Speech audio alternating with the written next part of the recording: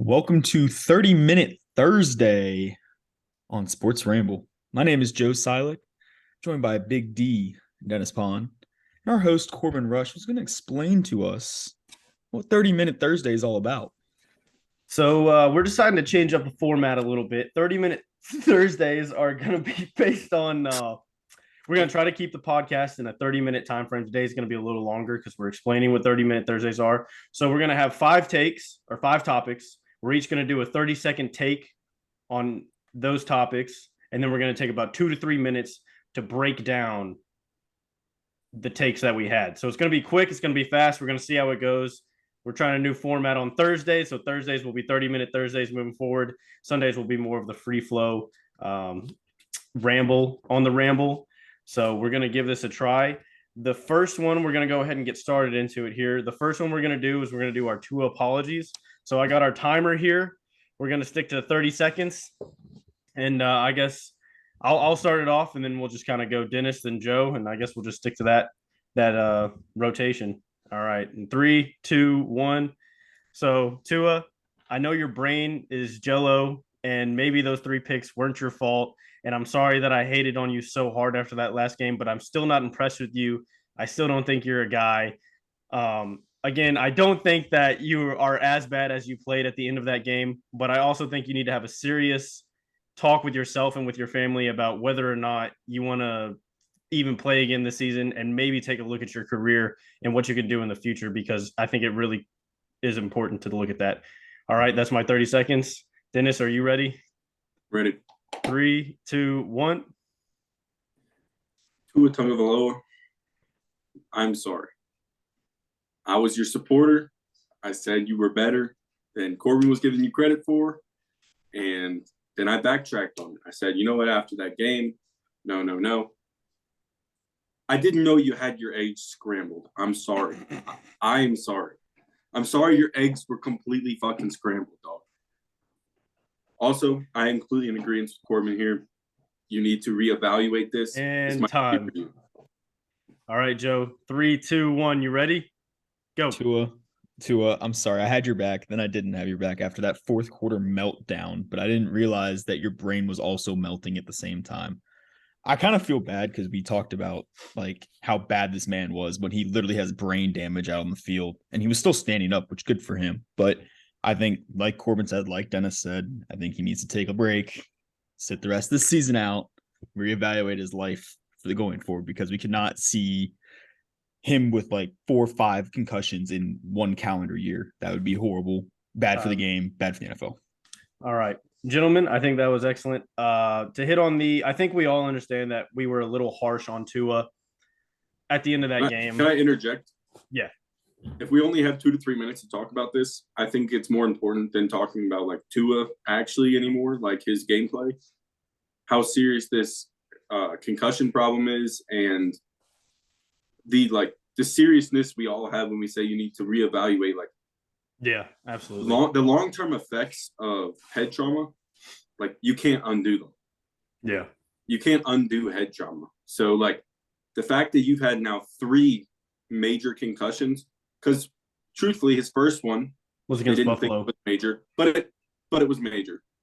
And then he literally was hospitalized on the second one. And now this last week that he played through, I think it's time for him to step back, take a look. You know what? I'm good enough to start in this league, but I shouldn't start in this league. Yeah, I hate to say that about any guy. You know, you hate to see a career cut short. But right now, and I think a lot of people are drawing parallels to this, but Austin Collie, we kind of saw the same thing happen with Austin Collie. Dynamic, excellent receiver. You know, he had a very promising career ahead of him, but he just couldn't stay away from the concussions.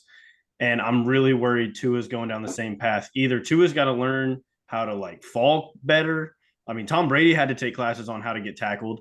I mean, Tua's going to have to like sit down, and I think he's done for the season. I think Tua, you take a breather, you take a step back, you like look at what you've been able to accomplish, because you've accomplished more than like 99% of NFL players can even say they accomplished in this league. But if I'm his family, I'm definitely going to like reach out to him and be like, hey, is this like the right decision to like continue this career forward? Because he's a very like great personality. Yeah. Like I think he'll do great on TV. I think he'll do great like in a different sports career, but I just don't know. He could be if great it's coaching. Like, yeah. he understands the game from the quarterback perspective at a high level. Like, you can coach with that.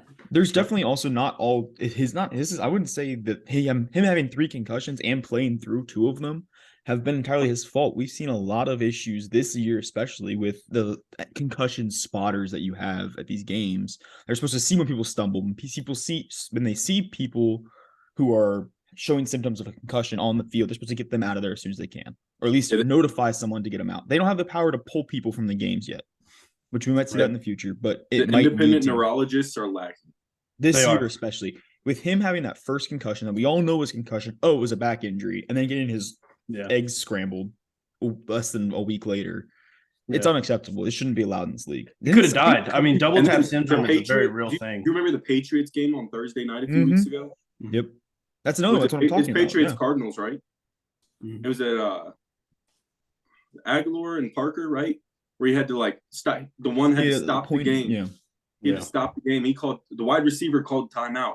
His man couldn't stand at the line. He was 10 feet in front of the referee. Yeah. Something needs to change for sure. We need to either fix the independent neurologist. There needs to be something that's going to happen that's like, because this is just unacceptable. With the NFL, the amount of money the NFL has to, something's got to be changed. So that's all we got for the Tua topic. So the second topic we're going to hit on is Derek Carr. This one could get spicy for the next 5 minutes. So I'll go ahead and start us off, and I want to hear your guys' kind of rebuttals to this. So I'll go ahead. And Derek Carr has had the 32nd ranked defense since the beginning of his career, since he's been a starter in the Raiders at Oakland and then in Las Vegas. Also, you have to think about what all Derek Carr has gone through. John Gruden was a racist and misogynistic guy at the head coach position. He's a weird dude in general. I can't imagine having to play for that guy. And also, his number 1 wide receiver killed somebody literally, and then his other first-round pick had a video of him pointing a gun at the camera, and he still got them to the playoffs last year. I think Derek Carr has a lot left in the tank, and I think he's a good quarterback. All right, that's what I got. Dennis, ready? 3, 2, 1. All right, I came in here fully prepared to just put Corbin on blast for everything he's been saying about Derek Carr the last few weeks and how he's like the second coming to Jesus. This is all on Josh McDaniels, 100%. He doesn't know what he's doing. He doesn't like Derek Carr, and that's why he's doing it. It's a personal vendetta. Jared Stidham has not started a game in the NFL for a reason. That's what I have to say about that part of it. The other part of it, yes, he has gas left in the tank. He's ready to go. I say give him another shot. This is so stupid. Josh McDaniels needs to be out just like Nathaniel Hackett is out. All right, good take. Joe, you ready? 3, 2, 1. All right, so I'm not on the Derek Carr train at all like Corbin is, but I'm not going to say that this situation, I think he should stay in Oakland or in Vegas with Josh McDaniels needs to get the hell out. I agree with Dennis on that. I think this whole thing is like, it's kind of ridiculous. He's not bad enough to bench. I don't think he's great enough to go start. I think he might if he does leave Las Vegas, he's going to get passed around the league. I don't think he's going to find another home like he did in Vegas or Oakland. I don't think he's going to find that kind of home that he needs. And I don't know who Oakland's or Vegas or whatever you want to call it, who they're going to pick up as their replacement for Derek Carr. So my thing about Derek Carr is I kind of agree, Joe. I don't know if he's great. I don't know if he's going to be a guy that's going to get you a Super Bowl without a lot of help. I think it's kind of similar to Dak Prescott. I think Dak Prescott can get you to a Super Bowl with a lot of help. He needs to have a lot of help, and I think Aaron Rodgers. Not to bring in my personal bias against Aaron Rodgers, but he's the same fucking way. I don't know. I still think Aaron Rodgers may be the greatest arm talent the NFL's ever seen, but he just can't. He struggles in the playoffs, and I think Derek Carr is in the same. I can get behind that. You've only seen Derek Carr in 1 playoff game or 2 playoff games now. The first time he was on an MVP run in the regular season, and then his legs snapped. He didn't play in the first one. I don't think Derek Carr is like a bad quarterback. I think he's an above average quarterback in the NFL. I think there's a lot left that he can do. He's a starting caliber quarterback. I think he's an above average starting caliber quarterback. Above average. I think he's average. He's right around that 16 spot. Bingo. I would put him in the top 12. No. I think he's top 12. No, but like I think he's a better version of Kirk Cousins. I think he has more arm talent than Kirk Cousins does. 1 p.m. Kirk Cousins. That's what I'm saying. Okay, well, nobody in the NFL is ever better than 1 p.m. Kirk Cousins. But I'm just saying, like, I don't think Derek Carr is going to be able to prove himself at all. And my screen just went dead. That's cool. I don't think Derek Carr is going to be able to prove himself at all in a situation with Josh McDaniels. He failed at Denver. Then he might be a really good offensive coordinator. Can we take the opportunity to bash Josh McDaniels a little bit? Josh McDaniels is trash. He's a trash head coach. Horrible. They're like, oh, you won all these games with New England. Let's bring him in. What do you do in Denver? Not a damn fucking thing. He's fucking terrible. He's not a good coach. Then they bring him into the Raiders. Doesn't do a damn thing because he's a terrible head coach. Get rid of him. Hold on. I agree. Does Brady go to Las Vegas to be with? No, because Josh McDaniels can't coach. Josh McDaniels needs to go. It's a conversation piece. That's all. I'm not saying it's a good idea or it's going to happen. In theory, you might think that would work, right? It's like Carson Wentz going to Indianapolis when Frank Reich was there, right? Yeah. Like, oh, that's his boy. Like, it'll work. And it kind of worked for Carson Wentz. But Josh McDaniels has proved now twice to me that he cannot be a head coach in this league. I agree. He's overpaid. What was up with GMs this past offseason, not being able to hire a good head coach if their job depended on it? Because they act like their job doesn't matter at all. Listen, I have a message for GMs. I'm looking. I'm here. I'm a free agent. Hey, me and Dennis have made some awesome. We were both on the Josh Allen train, and I coached high school football, and I was pretty good. I'll just say 8 on 8 high school football, basically 7. That part. Hey, but no, back to Derek Carr just real quick. I don't think he's washed. I think he's a good quarterback. Joe, we'll disagree on this, and we'll have time to get into more, getting this more on another podcast. Yeah. But I don't know. I don't buy it. I'm not sold on Derek Carr's average. I think he's still a really good quarterback, and I think he could win a Super Bowl. He just needs a lot of help. I think he's been forgotten about in 10 years. What is going on? I don't understand why my computer is just spazzing tonight all of a sudden. But that's great. We'll just roll with it. So roll with it. Next topic, I think we're going to get to Vikings one and done in the playoffs. Do we think it's going to happen? Do we not think it's going to happen? What do we see from the Vikings? All right, I will go ahead and get this one started. I don't know what the Vikings are going to be capable of in the playoffs. It's a good sign that they win close, one possession games. I think it's really impressive. Kirk Cousins has not proven to me once that he can play in a game that really matters or in a primetime game. I also don't think that the Vikings having all these one possession games, they're not blowing anybody out. I don't know if they're going to be able to stick together and beat a playoff caliber team in a playoff situation. All right, Dennis, ready? 3, 2, 1. Yeah, okay. So Kirk Cousins is the top 10 QB all time at the 1 p.m. slot, right? If you look at just his 1 p.m. record, he's that guy. He is that guy. He's him. But come playoff time, he has won a playoff game, right? He has that under his belt. He has a little bit of experience there. Lost 1-1-1. He's 1-1 in the playoffs. I see the Vikings going NFC Championship. I don't see them winning it, but I see them going to the NFC Championship. I think they're a 2 playoff win team. And that's that on that. It is what it is. All right. Joe, you ready? 3, 2. Go ahead. Arguably, Kirk Cousins isn't even playing to the best of his ability right now. You can look at his stats from this year, from past years. He's not at the top of his game, but the team around him is so good. And they are so solid. They are so cohesive. They are buzzing around that field. That offense is just electric to watch. We all watched it. Insane. The comeback against the Colts just jaw-dropping, right? The defense leaves a little bit to be desired, and defense might be what causes them to lose in the playoffs early or, like Dennis said, in the NFC. Right. I don't know, but I hope they make it. I do want to see that team succeed, to be honest. I don't have too much to say on this topic, moving forward. I just, they have an unproven head coach. We don't know. He has no playoff experience as a head coach. I don't know if they're going to be how he's going to do. Kirk Cousins hasn't proven himself to me in the playoffs. Jay Jettis is best receiver in football right now. I would say he's number 1.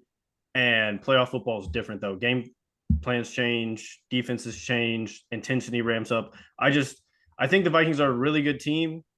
I don't know if they're going to be able to win in a playoff atmosphere. And so I'll let you guys kind of take this one on, but that's just kind of how I feel about the situation. I'm going to say this. Shout out to my freshman year of college English class, classmate, Justin Jefferson, Jay Jettis, my boy, number 2 in college, back at LSU, back in the day, They're gonna win. They're gonna win games. Jay Jettis is gonna win them games. You ever seen a receiver that can win you games since Jerry Rice? No. Jay Jettis is going to win you games. And when it comes to the playoffs, Randy Moss was close. You know what a good model of how they perform in a playoff game was? That Bills game. You watched that Bills game, right? Yeah. That's how that team plays.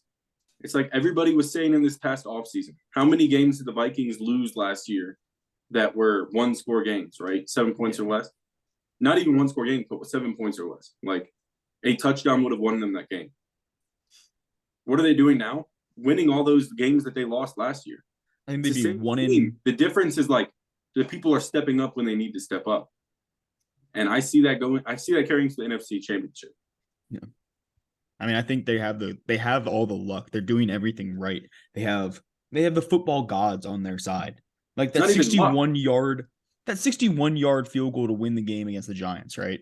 Like flushed it, right? Not even a question. After it left his foot, he knew it was in. Because football is 3 phases: defense, offense, special teams. And they got all 3 right now. Yeah. Yeah. But I mean, their defense, like I said, leaves a lot to be desired, I think. I think that's very competency at all 3 levels. Yes. They're not like leaving it wide open, you know. I mean, I'm just saying they're like they don't have a weakness. That's their weak.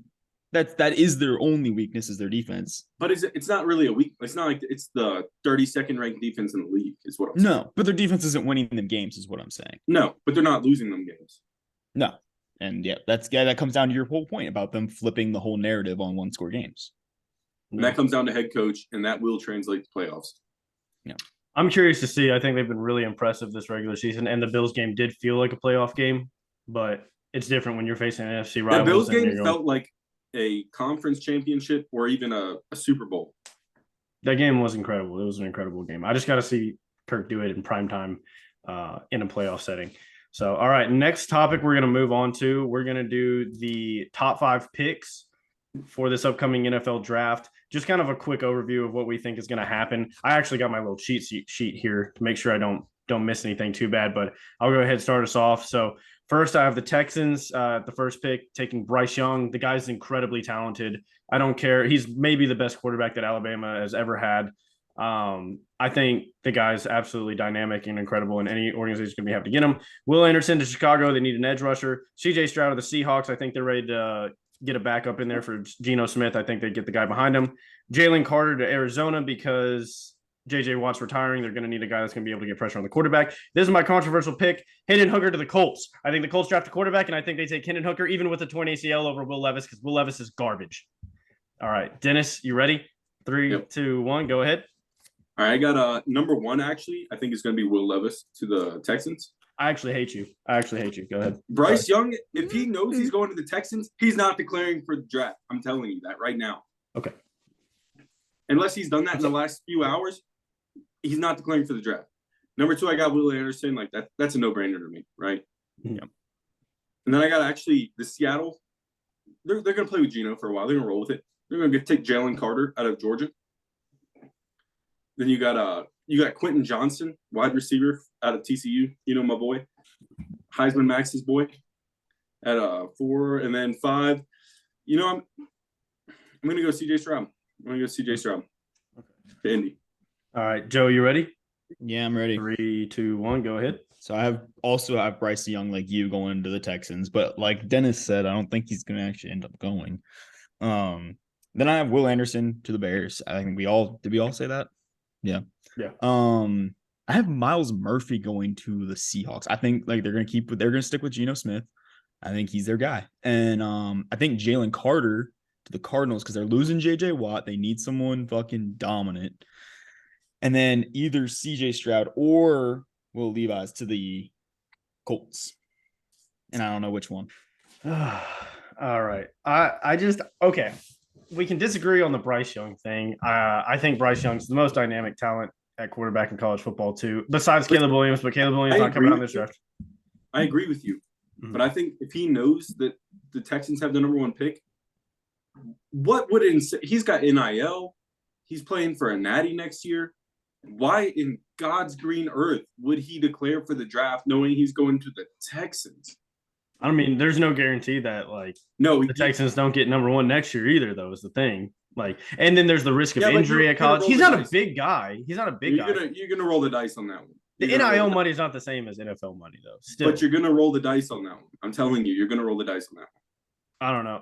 I think I want to talk about you taking Will Levis at one. Like, what are you thinking, bro? Like, what? I saw honestly that just in a don't- mock draft. Though. He's not I my don't thought- understand. What is the My what is thought the process allure? there is it's the Texans.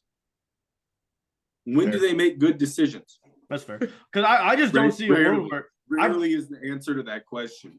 all I've seen from Will Levis is getting absolutely dominated by subpar SEC defenses. Not even just subpar SEC, just subpar defenses in general. Tennessee held him to what, like 13 points, something like that. Like, and Tennessee's defense is bad, and they absolutely kept Will Levis out of the end zone. I just don't. He has his moments, like he flashes. Out there. I think he's flashes. I don't think Bryce Young is. If Bryce Young is available, he's the consensus number one pick. Yeah. I don't see him being available. I also think though, if he doesn't go declare for the draft this year, Caleb Williams is going to go number one in next year.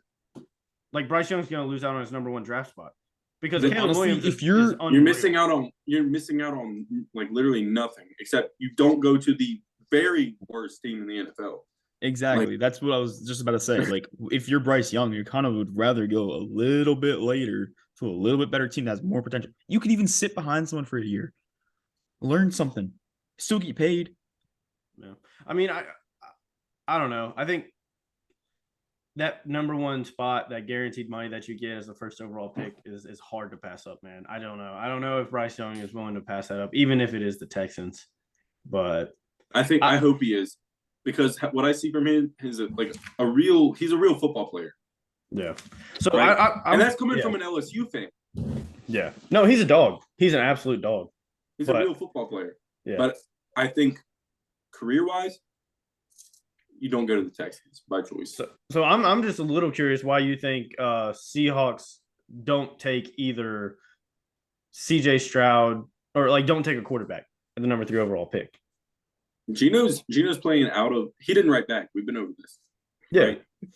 He can win you games. And realistically, like, you have your own first-round pick. Like, there's no rush. In the West, you could still win what? You could probably win 8 games next year, make the playoffs, and assuming something happens with San Francisco, you could win 8 games, make the playoffs, and still have a top 10 pick. Yeah. The way that this league is right now, like if it goes like it did this year, where everybody just wins 8 games, like Yeah. I think CJ Stroud, like I've been saying for 3-4 months that he's who Seattle needs. Sit behind Gino, learn how to make good decisions, and then like roll with it. Mm-hmm. Build some confidence. That's the perfect place for CJ Stroud. But I think that's why I have him going there. But they're content with the level of play. And I've watched Pete Carroll draft for 15 years, 12 years. Like he's gonna draft the guy that he needs now. And right now he doesn't need CJ Stroud. He doesn't need a quarterback. Geno Smith is not losing them games. They won that Super Bowl in 2013, 2014. Yeah. Because Russell Wilson was not losing them games. Fair enough. All right. Great take, Dennis. We're definitely going to need to hit on that in a later podcast. I think that could be a really good fleshed out topic that we could talk about. So final one, we're going to do the college football playoff predictions, our final predictions for the entire thing, how it wraps up. So I will go ahead and start us off. My prediction is obviously Georgia beats Ohio State. I think Ohio State's got a lot of billboard material. I think they come out ready to play. I think it's a close game. I think Georgia pulls it out. I kind of changed my mind on that from a few podcasts ago. I think Michigan rolls TCU, and I don't think it's close. I love Max Duggan. I love his tenacity. I love his mindset, his grit. I don't think he has enough to get it done against Michigan. I think Michigan absolutely rolls them. They're hitting their stride. In the championship game, I actually have Georgia winning by a minimum of 2 touchdowns, and I think they just overpower Michigan from start to finish. So, Dennis, you ready? Go ahead. 3, 2, 1, go ahead. All right, I got in the Ohio State-Georgia game. I think I'm with Corbin. It's going to be a lot closer than we said it was before. I think you remember last time Ohio State made the first year the college football playoff was a thing. They were the 4 ranked, and they came in. They ended up winning out, right? Mhm. They're not going to win. Trust me, they're not going to win.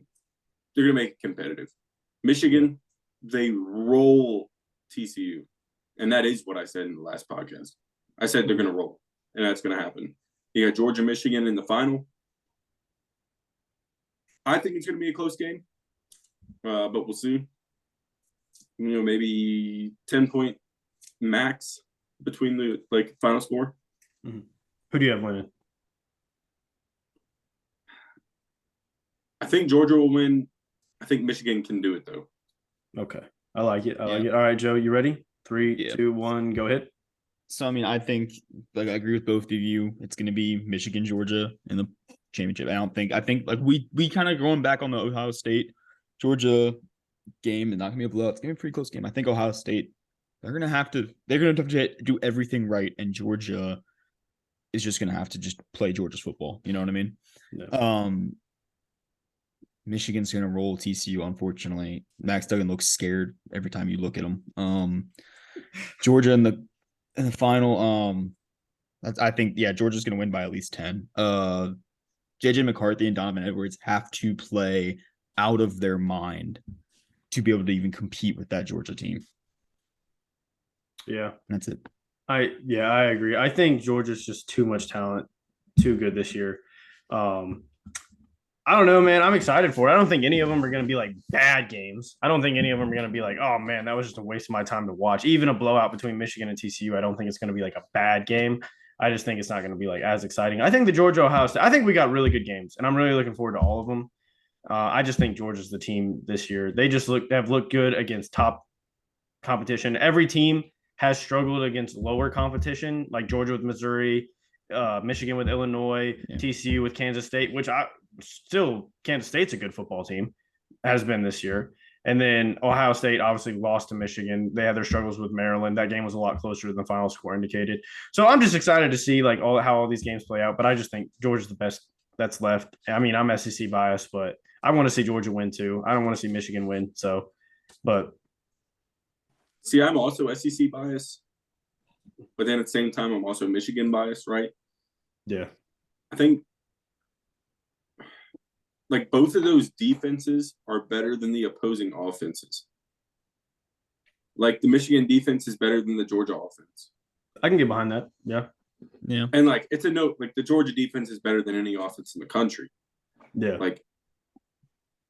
And that's the problem.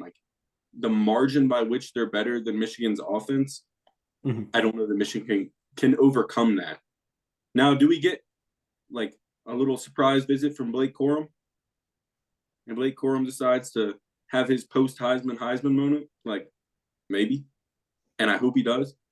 I think he's not playing, is he? I don't think he's playing. I don't think he's playing. I still can't believe he wasn't on the Heisman podium, but still. Yeah, that's crazy. That's crazy. Joe, you got anything else to say about these two games? The only thing is, I want to see TCU so bad. I just think they're just so out of it. And I've noticed this in the last week. Every time I'm looking through my phone, looking at pictures, whatever, every time I see Max Duggan's face, he just looks like he's seen a ghost, or he's yeah, it's a big moment. Scared moving. I feel so bad for him because I don't think he's ready for playing against Michigan's defense. You know what maybe proves me wrong? I'm okay, TCU might have a puncher's chance against Michigan. Mm-hmm. Imagine TCU gets through Michigan, probably gonna have a couple injuries after that game. Michigan's a much bigger, more physical football team, right? Oh yeah. And then they have to go up against a Georgia or Ohio State. No, I don't think it's. I think there's no competition between Georgia and Ohio State. It's gonna be a close game, but Georgia's gonna win that. Yeah. When I think about TCU playing Georgia, it's dangerous. There is no puncher's chance. You might as well not show up. Yeah. That's what's so sad. Correct me if I'm wrong. But I just realized that just now. That's the connection I'm making. Okay, I say Michigan, TCU, I'd like to see TCU win. And I could see a circumstance where that happens. Yeah. And I'm oh yeah, Michigan has a chance against Georgia. If it's TCU that has to play Georgia, like There's I'm not gonna watch that game. not So even it'll be very over entertaining. at halftime. Yeah. I'm sorry, I'm not watching that game. Yeah. Well, that is going to wrap us up for our first 30-minute Thursday. If y'all enjoyed it, let us know in the comments. If you didn't, too bad. We're going to run it back again next Thursday. I can't even like end the thing because of the freaking computer screen. But thank you guys for checking us out. Check us back Sunday afternoon. Leave a like, comment. Please subscribe. Let us know what you want to see on the next podcast on Sunday and what topics you guys would like to see on our next 30-minute Thursday. Thank you guys for stopping by.